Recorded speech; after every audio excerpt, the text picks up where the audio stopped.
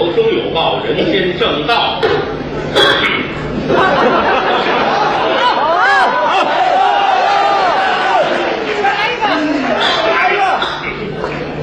是桑桑。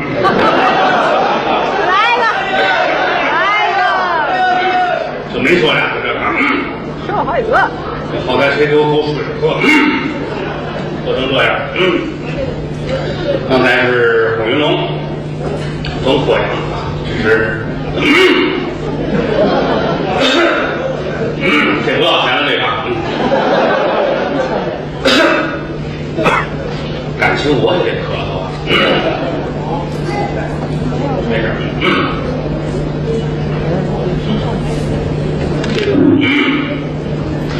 2天上午，我们家见天去记者最近。修花园修的吧？我才刚跟他们部署一下，小区物业这2天一劲儿道歉。今天上午，小区的物业经理给我们写了封道歉信，并且严厉谴责北京电视台断章取义、污蔑我们的事儿。明天盖公章正式拿出来。实话实说啊，我们也是普通人。当初买房的时候，开发商说了，说这个给您都圈上了，这是您的后院。开发商走了之后呢，他最早呢，他那庄子呀这么高，我们自己长了一哈，并没有耽误别人。在我们院里有几个穷人，成立一个业主委员会。天下之大，无奇不有，哪儿都有这浪催的人啊！到今天就问不出来是谁。你说我侵占绿地，我敢站在灯底下说；你说你光明正大，你怎么连名儿都不敢露呢？是吧？而且这个记者也是都是浪催的，实话实说，一天去8家啊，去了隔着栅栏偷着进，还有憋着进屋拍去的，今儿给轰出一波去。举着机子愣砸门愣往屋里闯，机子跟这儿，我有时候总想，你说我也弄个机子，无论敲开谁家门，进门就拍，是不是得挨打？凭什么你就能上我们家随便拍去？而且拍的网上所有照片，全是我们家邻居的照片。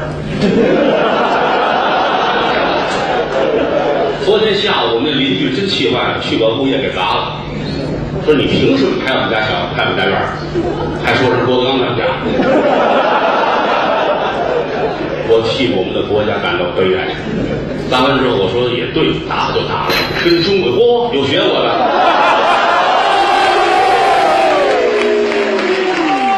有的时候很无奈，跟中国人讲理呀不合适，讲理是驴肉，大伙都知道。有时候讲半天理没用，你给一嘴巴，他自个儿把红领巾就带上。尤其我们记者，咱实话实说，真是有时候记者不如妓女，真的。我一直在想，说妓女人家那红灯区，记者是绿灯区，他们想去哪儿就去哪儿啊，说不过去啊。但实话实说，这么多年，包括北京电视台，我也是很无奈，说的不算，算了不说，说大话使小钱儿啊，这很龌龊的一个单位。由他去吧，由他去吧啊！要不他们出了很多事情，这是很正常的啊。得了，各位花钱不如听我说闲话来，咱们接着说啊，海中队。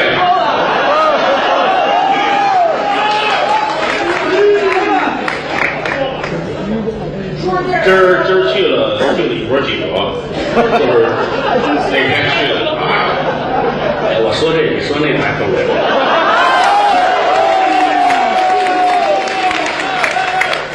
今天去了一帮记者，直目瞪眼，拿着机子，一大帮人愣要推门往屋里闯。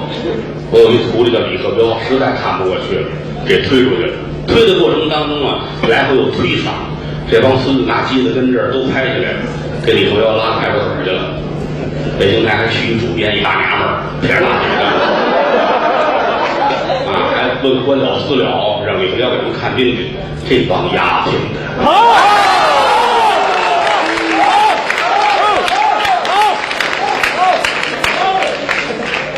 其实这么多年来，我拿谁都当朋友，但经常发现我这人不善交朋友。但实话实说啊，但也很正常，这个国家原本如此，我很希望它都特别好，但是我有心杀贼，无力回天啊！我就是说相声，我还得干好我的本职工作。至于那些事儿，我也左右不了。但是清者自清，浊者自浊啊！今儿李德彪打完人了，打了人了啊！但是过两天给李德彪搞一专场，智斗歹徒，民族英雄。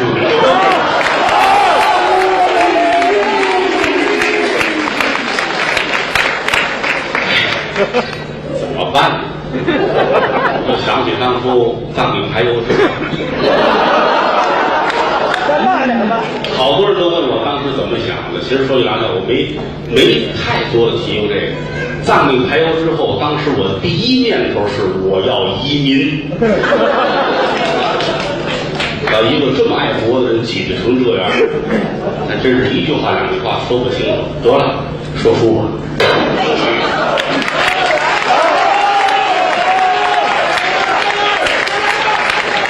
不能再说了，再说就连累楼下饭馆了。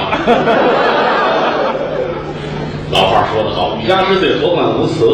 咱们说说神鬼的故事，说说捉妖的故事，可能从中您能明白些什么问题啊？刚才咱们说到李德彪抓妖。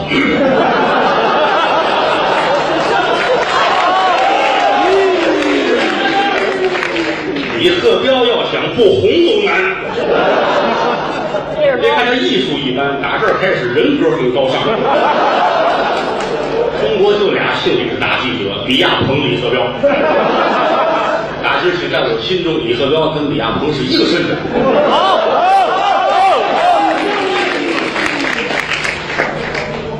痛快了吗？引导我喝出来了，搭着我也不怕了。闲话少说，书归正传。这闲话就不少。刚才要不咳嗽，不说这。跟后台也没歇着这半钟头，净接电话啊，他们要求赔偿了，要求这，要求那。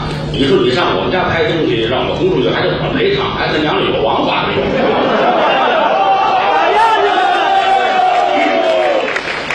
下三滥。有认识北京电视台说一声吧，有种别录我的东西，有能耐别用我们的人，离开你我们也能活，你离开我，你的行市就差着了。对，有录下来了放到网上，就让这帮孙子们都听见。大爷活到今天不是吓的，我不些老百姓。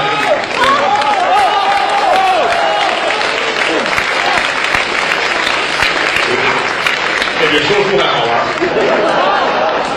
正让这俩孩子纳闷，刚才说的跟乖着。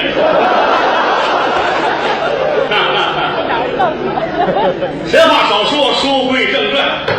哎，今儿时间到了。翻一个。再翻一个。瞧出殡的不怕病大。张双喜儿走在了街头之上，对面来一